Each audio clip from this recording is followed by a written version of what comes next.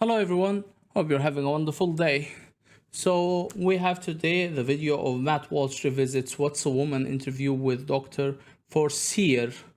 Okay, she is an expert in stuff related to gender identity and psychiatry. So let's see what she has to say. Well, we talked to a lot of people for my film, What is a Woman, which is streaming now exclusively on the Daily Wire. And you go to whatiswoman.com and get signed up, and you can watch the film right now. Many of the conversations we had were unintentionally hilarious. Many were disturbing. Veering significantly over to the disturbing end of the spectrum is my interview with Dr. Michelle Forcier, who is, as you'll hear her proudly identify herself, a gender-affirming pediatrician and also an abortionist. We flew up to Providence, Rhode Island to speak with Dr. Forcier. She was, friendly enough at first. And what we found in many of the interviews that you'll see in What is a Woman is that gender ideologues are very polite and nice right up until the moment when you express any skepticism at all. But before we get to that point, where things really start to sort of fall apart, let's get to know Michelle a little bit. Watch. My name is Michelle Forcier, and I have a medical degree from University of Connecticut, residency, University of Utah Pediatrics, and I've worked for a number of different Planned Parenthoods for 20 years. I do advanced contraception and abortion, as well as gender hormones, and sort of looking at the whole sort of schema of gender, sex, and reproductive justice. So you've done a lot of work in this field. Could you just start by telling us? Sure. At what age can a child first begin to transition into another gender or identify themselves as a gender different from how they were born? Yeah. Well, I mean, there's research and data that show that babies and infants understand differences in gender. Some children figure out their gender really early, and the reason why we say, oh, that's interesting or important is because they're figuring out their gender identity is not necessarily congruent with their sex assigned at birth. When the doctor sees the penis and says, this is a male, has the sex of male, that's an arbitrary distinction? Telling that family, based on that little penis, that your child is absolutely 100% male identified, no matter what else occurs in their life, that's not correct. So what is gender affirmation care? You're a big proponent of. If we walk through, a child is sitting down with you, is questioning their gender. What's the gender affirmation process? Affirmation means that as a pediatrician, as someone who says my job is to provide the best medical care for you, is I need to listen really carefully. And how I put it in words for kids so that they can understand it is, tell me your story. Where have you been in terms of your gender and your gender identity? Where are you right now? And more excitingly, where would you like to be in the future? Have you ever met a 4-year-old who believes in Santa Claus? Mm-hmm. So this is someone who believes that a fat man is traveling through the sky on a flying reindeer at lightning speed, coming down his chimney with presents. Yeah. Would you say that this is someone who maybe has a tenuous grasp on reality? They have an appropriate 4-year-old handle on the reality that's very real for them. Agreed. But Santa Claus is real for them, but Santa Claus is not actually real. Yeah, well, but Santa Claus does deliver their Christmas presents. Well, yeah, but he's not real, though. To that child, they are. When I see a child who, believes in Santa Claus, and then let's say this is a boy and he says, I'm a girl. Mm-hmm.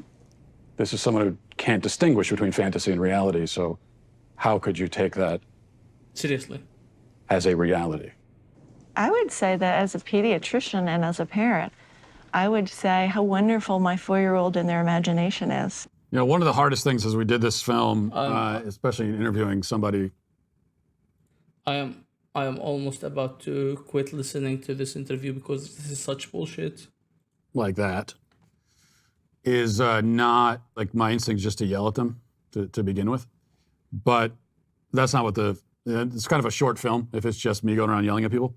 The objective here is to ask questions, and that's all we did through the whole film. Is ask questions. My God. And let gender ideology essentially hang itself is the idea. and to show, is this something that can withstand scrutiny or not, even just basic scrutiny. And what we discovered is that it can't. So what's happening in that exchange? I just noticed the name of the cup is Leftist Tears. This is funny. Is first of all, she says, talking about a child who sits down with her, is she wants to know about their gender journey and where would you like to be in the future? So she's talking about a child's like 5-year gender plan.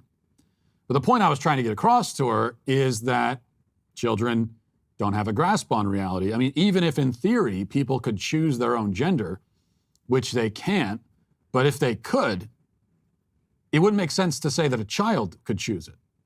Children believe in Santa Claus. So like, what do they know about reality? If a child is 4 years...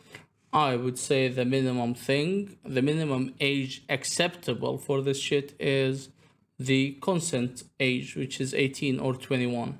Like if you are under that subject should not be touched. Old and believes that not only Santa Claus is real, but that fairies and dragons, and lives appropriately in this kind of fantasy world. I'm sorry, I need to cut off again. Like imagine a child is telling you like, he does not know what's possible, what's not possible. He's telling you, I feel like I'm a girl. Yeah, it's possible. We can give you hormones. You can become a girl.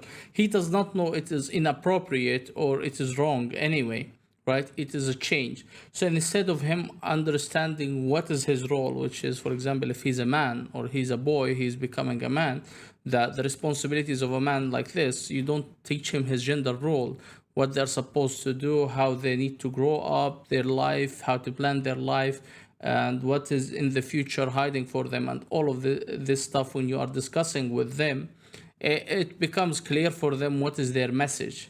But if you confuse them at a young age, they will assume that everything that you say makes sense. So yeah, I can become a girl. I feel like I am a girl. Why? Because, for example, he feels like he has feminine approach, which can happen with men sometimes, but that does not change the idea of him becoming a man, or he is a man. And then the boy says that I'm a girl. That claim exists within the same fantasy world. This is just imagination. This is a kid who just doesn't understand the distinction between fantasy and reality. So how can they make these determinations? But then again, as we found there, Michelle wouldn't even affirm that Santa doesn't exist. So I was unclear about that also. Like, do you actually think that Santa exists? What's happening? But it's not to as them. You're talking to these people, it's like you feel yourself going slightly insane. So it was a pretty bewildering exchange there, but it only gets weirder from here. Let's keep watching. Male gametes. That's what makes me male. No, your sperm don't make you male. Then what does? It's a constellation. In reality, in truth, okay? Whose truth are we talking about? The same truth that says we're sitting in this room right now, you and I. No, you're not listening. I'm sorry. This is, for me, it seems like you are talking to somebody in a mental hospital. Like, these kids or these people who don't have a grasp on reality, and you keep talking to them and they are giving you this random weird ideas that does not have any connection with reality because this is what they believe. Feels like this is the same conversation that we're having right now. If I see a chicken laying eggs and I say that's a female chicken laying eggs, did I assign female, or am I just observing a physical reality that's happening in the world? Does a chicken have gender identity? Does a chicken cry? Well, Does a chicken commit suicide? Let's does that have to do frame with- it, because you're trying The chicken has sex like any a chicken biological has organism. an assigned gender, but a chicken doesn't have a gender identity. So we assign female to chickens when they lay eggs? We assume they're female if they lay eggs. That right there will go down for me as maybe one of the most probably, and every other thing that makes it on this particular list is also happened in the film, but certainly one of the most outrageous exchanges I've ever had with anybody. And of course, see, this is what happens when you start asking questions to the proponent of gender ideology. Is they end up backing themselves into various corners, and they have to make increasingly more wild sort of claims to get themselves out of the corners that they've backed themselves into. And so when you're talking about sex, for example, like it's all on a spectrum, And sex is something that is, as she says in our conversation, she says that sex is assigned at birth, that just like doctors are just deciding this kind of arbitrarily. Well, if that's the nature of sex, then what about other organisms aside from human beings? Okay, we would also say that when a chicken is laying eggs, oh, well, that's a female chicken. Are we assigning that? Is that just something we've decided that the chicken is female? Yeah. Or is the chicken female? And if the chicken is female, then that would tell us something about the nature of biological sex, which is that it's not assigned, it is observed. But she can't go along with that, and so... And soon they will be, sorry for cutting it off again, and soon they will tell you it is names that we invented in the language. Like, there was no female and male before the language existed. Like, we just call these based on what we are observing, which could not be completely real. So she starts talking about the chicken's gender identity and whether chickens commit suicide. And it doesn't get much better from there. At what age does the medical transition begin with medication? So medical affirmation begins when the patient says they're ready for it. So that could be a kiddo who is just starting puberty and panicking because they're getting breast buds or their penis is getting bigger and busier and they're worried about all kinds of masculine changes. And that way, puberty blockers, which are completely reversible and don't have permanent effects, are wonderful because we can put that pause on puberty. Just like if you were listening to music, you put the pause on and we stop the blockers and puberty would go right back to where it was. The next note in the song just delayed that period of time. So this is a part from later in the bullshit. film as we start getting into more of the specifics here about puberty blockers. And I'm not going to say myself right now a lot in response to that because you have to go watch the film. Because as I said, I'm asking questions and we don't just ask questions of people on this side. We bring in other people. So there's a little bit of a back and forth here, but we're going to get a response in the film to this claim that puberty can just be you just pause it, as she says, like music. Does the human body work that way? It does not work that way, and it has massive, crazy side effects. I think it's documented already. Maybe I will react to that one later.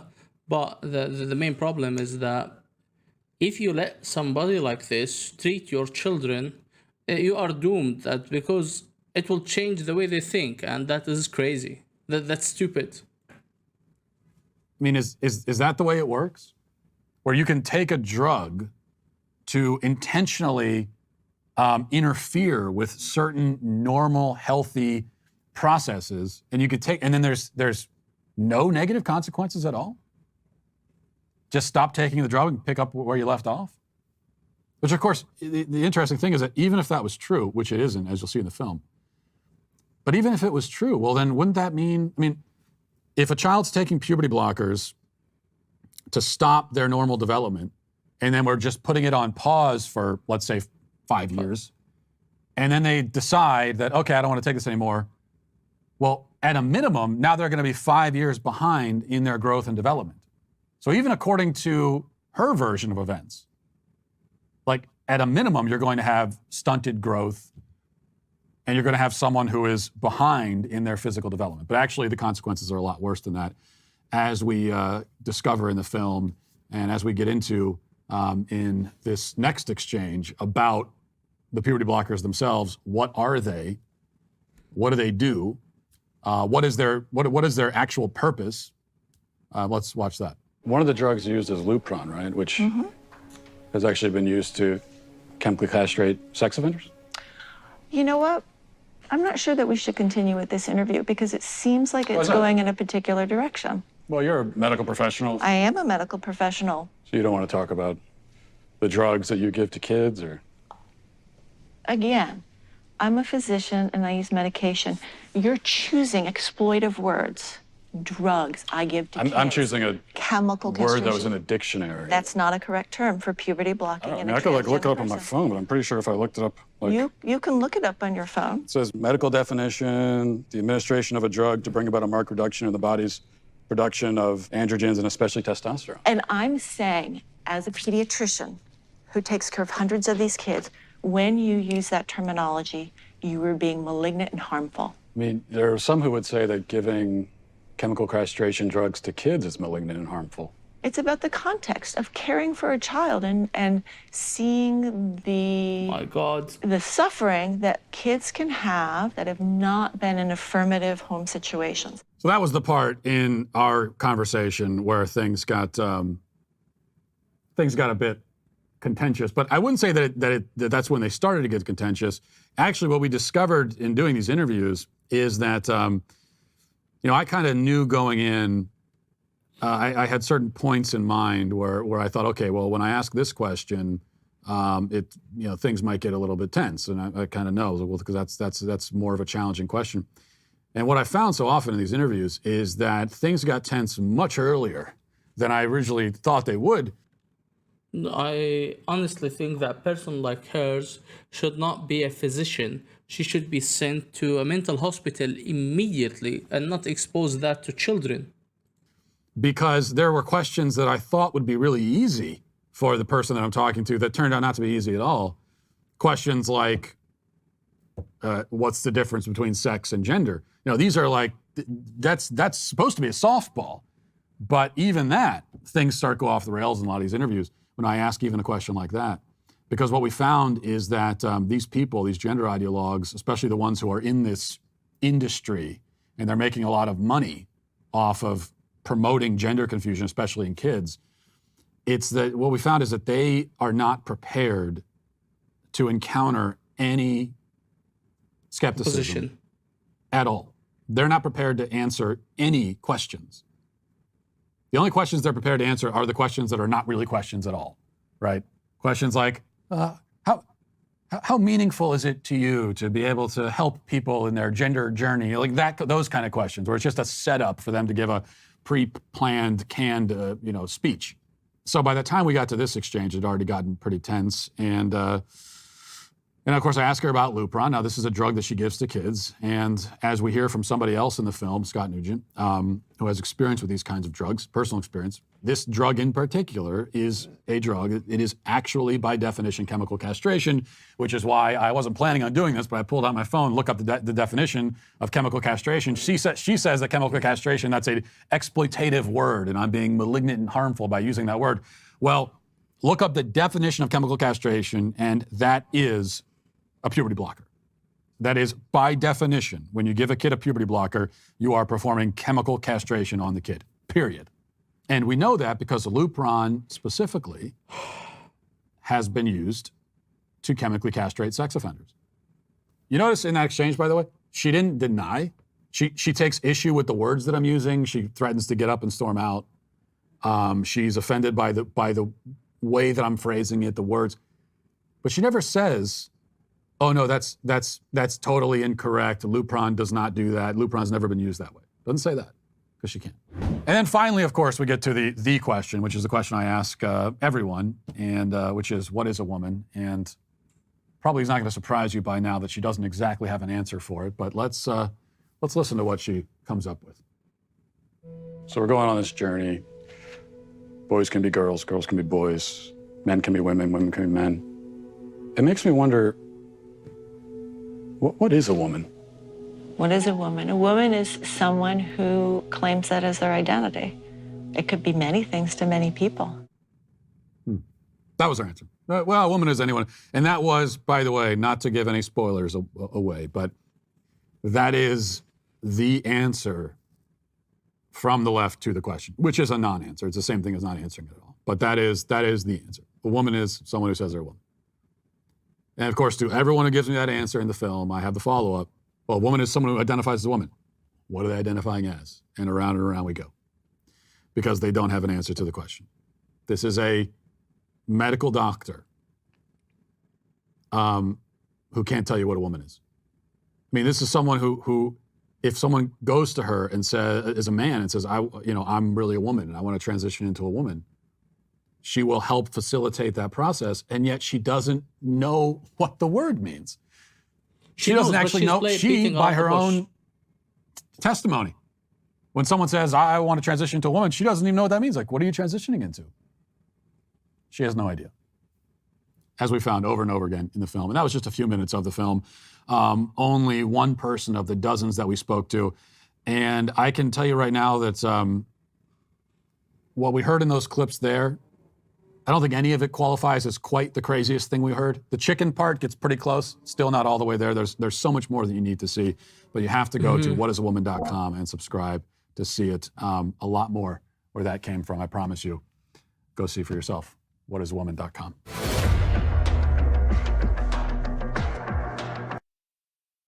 That's it for today's videos, guys. As you can see, we agree with Matt Walsh's view on this subject and totally disagree with Dr. Forcier, to my surprise that she has no substance to any of the things that she was saying. It's like I'm speaking to somebody who is having a mental issue and they are describing what they're feeling to me. And the fact is, you are letting people like her confusing children, using these medical drugs on children to alter their course of their life based on the kid being confused, and rather, which is her job, to instead of removing the doubt and explaining to them their gender role and what they are supposed to do and how is the maturity process for them, she's telling them it is okay to feel like that, and she is giving them these drugs and that can alter their life completely, and they are at an age they don't understand how this is going to destroy their life in the future. I am appalled at such practices, and I'm not sure how you guys feel about this.